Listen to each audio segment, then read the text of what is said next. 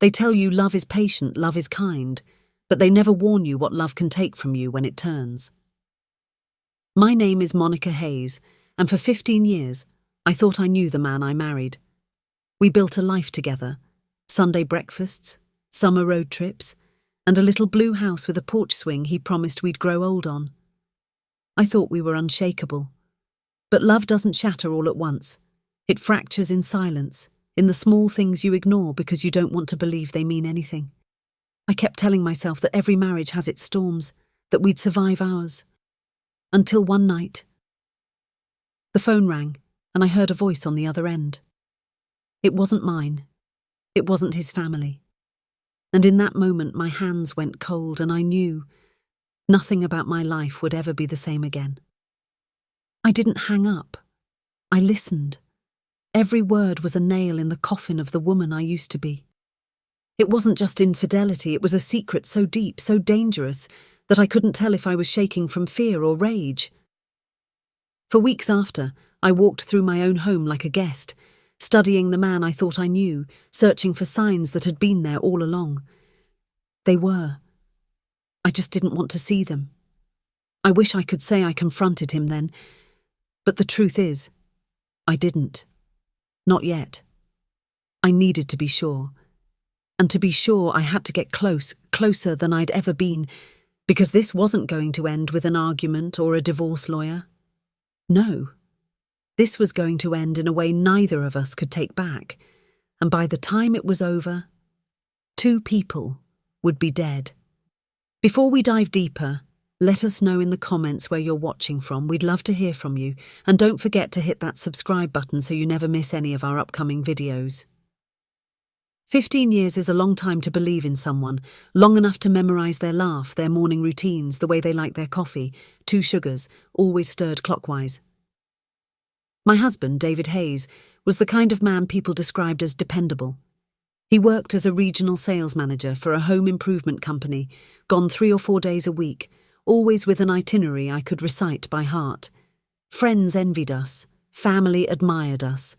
But the truth is, when you live with someone that long, you stop looking for cracks until the light hits them just right. The call came in late September. It was just after 11 p.m, and David was in the shower.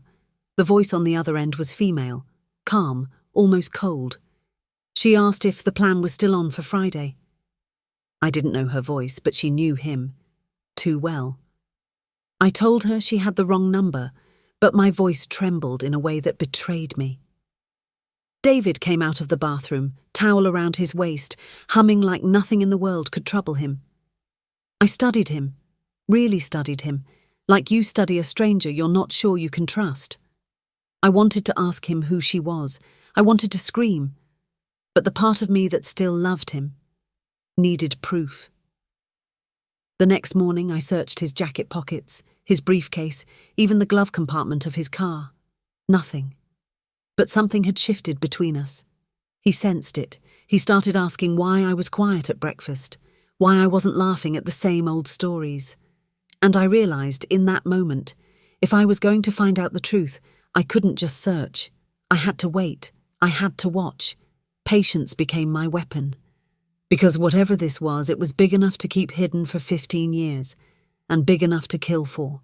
The days after that call felt longer, heavier. I moved through my life like someone reading a book they already knew the ending to, except I didn't know how many pages were left, or how bad the ending would be. David acted the same. Too much the same. The same morning kisses, the same cheerful updates from the road, the same texts before bed. It was perfect. And that was the problem. Real life isn't perfect. People forget things. They make mistakes. But David wasn't slipping, not even once.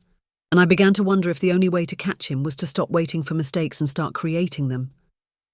So, I told him my sister was visiting from Atlanta. I said she'd be in town for a week and that I'd be spending most evenings with her. He smiled, said it was a great idea. And for the first time in our marriage, I saw something behind his eyes. Relief. That week, I parked 2 blocks from our house every night. I watched from the dark, phone camera ready, heart pounding so hard I could hear it in my ears. The first 3 nights, nothing. On the 4th, his car was gone. I followed at a distance, headlights off until the highway. He drove 40 minutes into a part of town we never visited, pulled into the parking lot of a small restaurant with no sign, just a red door. He went inside, and a few minutes later, she walked out to meet him. The voice from the phone call, tall, dark hair, red coat, they didn't hug, they didn't kiss. But their eyes locked in a way that made my stomach twist. They talked for 40 minutes. When they left, they didn't go home. They drove in separate cars, but ended up at the same motel on the edge of town. I didn't follow them in. I didn't need to. I knew enough to confirm my worst fear, but I still didn't know the plan she'd mentioned, and I had no idea it was something far worse than an affair. I thought the worst thing I could discover was that my husband was in love with another woman. I was wrong. A week after I followed David to that motel, I decided to get closer. To her, not him. I waited until he left on one of his so-called business trips and then followed her instead. Her name, I learned from the motel clerk, was Angela Ross. She drove a silver SUV with dealer plates still attached. That night, she met with 2 men in a dimly lit bar across town. I watched through the window from the parking lot. No touching, no laughing, just papers sliding across the table, heads bent close, voices low. I recorded every second on my phone. It wasn't until I replayed the footage at home, slowing it frame by frame, that I realized what I was looking at. Property records, bank statements, and something with David's signature at the bottom. Angela wasn't just an affair. She was a partner in something bigger, something that had nothing to do with love and everything to do with money. The next day, while David was in the shower, I went through his laptop. Most of his files were clean, but in a folder labelled Taxes, I found a scanned contract with my name on it, my forged signature. The date was next Friday. The same Friday Angela had asked about on the phone. My chest tightened. They weren't just planning to take something from me. They were planning to make me responsible for whatever they were about to do, my bank accounts, my credit, maybe even my freedom. I closed the laptop and stood there in our kitchen, staring out the window at the quiet street we'd lived on for years, and I made a decision. If David thought I was going to stand by while he destroyed my life, he was about to learn exactly who he'd been married to for 15 years. The moment I knew what David and Angela were planning, something inside me shifted. The fear drained away, replaced by a cold, steady clarity. I wasn't going to confront him in anger. I wasn't going to cry or beg. I was going to make him believe he'd already won, so he'd walk right into his own downfall. For the next week, I played the perfect wife. I cooked his favourite meals, laughed at his jokes, even kissed him goodnight like nothing was wrong. All the while, I was meeting quietly with an old friend from college who worked in the district attorney's office. I showed her the footage from the bar, the contract with my forged signature, and she told me exactly what I needed to do. "You want them both? You have to let them go through with it. We need the act itself, not just the planning." It was a dangerous game, but I agreed. Thursday night, David told me he'd be gone most of Friday. Meetings all day, late dinner with clients. I smiled and told him to take his time. Early Friday morning, I drove to a coffee shop near the motel and waited. My friend from the DA's office had wired me with a small audio recorder. At 9:13 a.m, Angela arrived, pulling into the back lot.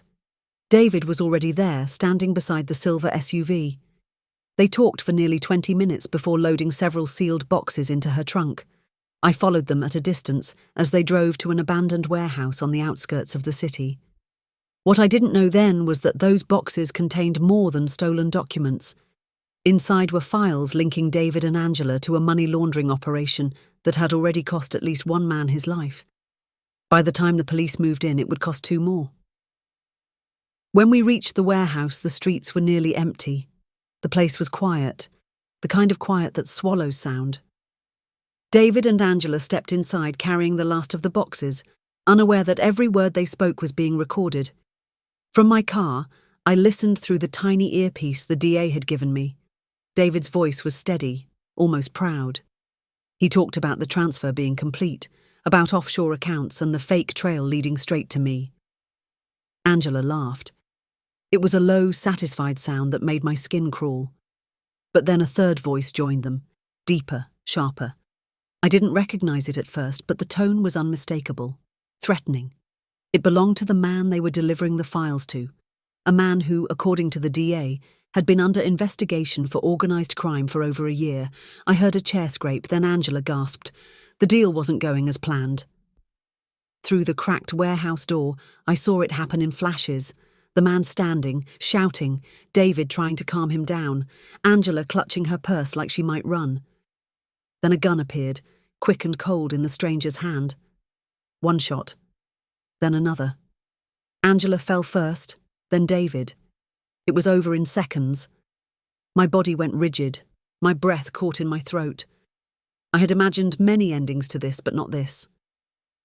The DA's team stormed in moments later, weapons drawn, taking down the shooter and securing the evidence.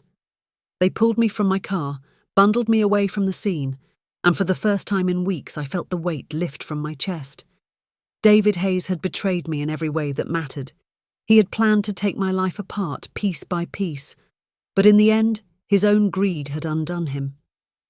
2 people were dead and I was still standing. Not because I was lucky, but because I refused to be silent when the truth refused to stay buried.